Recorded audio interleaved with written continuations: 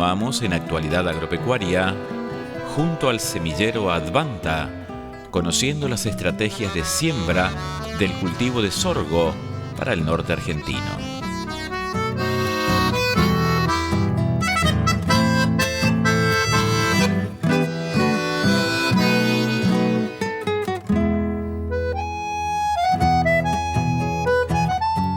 Bueno, hola Leandro, gracias por venir a cubrir la charla. Hoy estuvimos hablando un poco de sorgo. Hay muchas preguntas respecto a cómo seguimos con la campaña. Esta que fue excepcional, que hay mucho girasol sembrado y que está próximo a cosecharse ahí en diciembre, enero. Y bueno, la pregunta que por ahí surge es si hacemos sorgo, qué características, o aquellos que tengan pensado destinar algunos lotes para sorgo. Y bueno, en este sentido vinimos a comentar un poco la experiencia y qué datos tenemos nosotros generados a través de una red y de algunos ensayos hechos con productores, digamos. ¿En qué lote se pone el sorgo? Bueno, generalmente cuando hablamos de sorgo hablamos de cobertura, y generalmente queremos generar coberturas con el cultivo en esos lotes más restrictivos, lotes más chacreados, lotes que vienen de bajo rendimiento en general. Pero nunca pensamos en un sorgo de rendimiento, un sorgo de renta, o que más allá de la cobertura podamos lograr algún rendimiento que sea rentable para el productor. Y en ese sentido, digamos, hay experiencias que hay buenos rendimientos de sorgo, y que siempre decimos que la pregunta que siempre se plantea es si es sorgo o maíz, y en general pueden ser complementarios, pensando en que el nivel de riesgos en los ambientes en donde nosotros cultivamos, digamos, donde nosotros hacemos agronomía, y también pensando en los niveles de cobertura que tenemos que generar para poder sostener niveles de materia orgánica, que es el indicador por excelencia de calidad de suelo, digamos.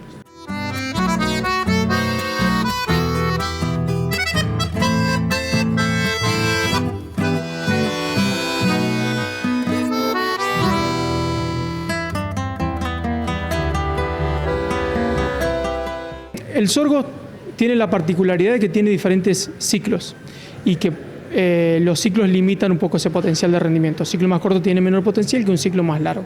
Ahora, en nuestra región, los más adaptados por la fecha de siembra que nosotros tenemos entre diciembre y enero generalmente, que podemos avanzar con la siembra, son los ciclos más bien intermedios. Hemos visto en parcelas de ensayo como máximo alcanzable de 7.800 a 8.000 kilos, pero son años excepcionales, digamos. En general, en ambientes buenos, un buen sorgo ronda entre los 5.000 y 6.000 kilos, digamos. Con lo cual, para pensar en un buen rendimiento, tenemos que estar pensando en esos números, digamos. ¿Cuál es el barbecho o qué cantidad de agua hay que juntar para poder tener un buen nacimiento del sorgo? Bueno, en términos de agua útil, digamos, cuando tenemos dos posibilidades o dos momentos: un barbecho largo, donde podemos tener una recarga de perfil importante que nos permita avanzar con 100, 150 milímetros al primer metro, con una capacidad de campo del 90%, digamos, o sea, el suelo casi completo en agua, su capacidad, y un barbecho más corto, que puede ser como los que salimos de girasol, que va a depender mucho de las precipitaciones que tenga hacia final del ciclo de girasol, y en ese barbecho corto porque la ventana de siembra también es corta. Generalmente no llegan al 50% de la capacidad de campo, digamos. Entonces es importante, sobre todo en este año, medir el agua útil antes de pensar en sembrar o arriesgarse a sembrar cualquier cultivo que en ese tipo de barbecho.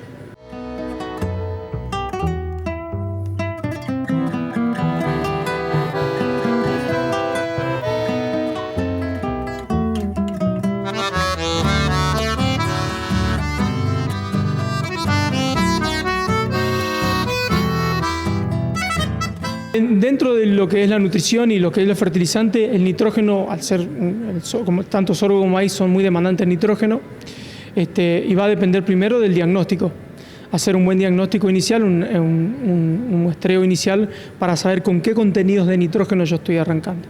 En función de eso, Si pensamos en ir sobre un girasol, es probable que los niveles de nitrógeno estén muy bajos y sea necesario pensar en una fertilización nitrogenada, buscando, digamos, niveles de nitrógeno que sean óptimos desde el punto de vista económico, relacionar, digamos, el costo de fertilizante con el rendimiento que uno pueda llegar a explorar, que para esos ambientes no han superado los 3.000 kilos, pero con nitrógeno podemos mejorar un poquito más. Y en términos de densidad, cuando vamos a ambientes más restrictivos, generalmente como el sorgo tiene la capacidad de por ahí compensar, digamos, con panoja y peso de granos, esa falta de planta. Por ahí nosotros hemos visto en ensayos que ciclos intermedios, entre un 140 a 160.000 plantas, digamos, evitamos el macollamiento, que es por ahí impide mucho la cosecha y genera mucho problema de cosecha, digamos, pero cuando vamos a ambientes más restrictivos, no extendernos tanto a 160.000, sino más bien a 140.000 plantas. Eso siempre pensando en los ciclos intermedios. Ciclos más cortos quizás subir un poquito más porque tienen por ahí menos, la estructura de planta es mucho más chica, entonces tiene uno a compensar un poco más de planta. Y entonces hay que pensar en el sorgo como un cultivo muy importante comparando con el maíz, ¿no es cierto? Exactamente. Cuando pensamos en sorgo tenemos que pensar en un complemento del maíz. La pregunta no es si sorgo o maíz, si no pueden ir los dos. Y en este sentido es importante desde el punto de vista de la sostenibilidad de nuestros sistemas productivos como complemento del maíz y como todas las gramíneas en general.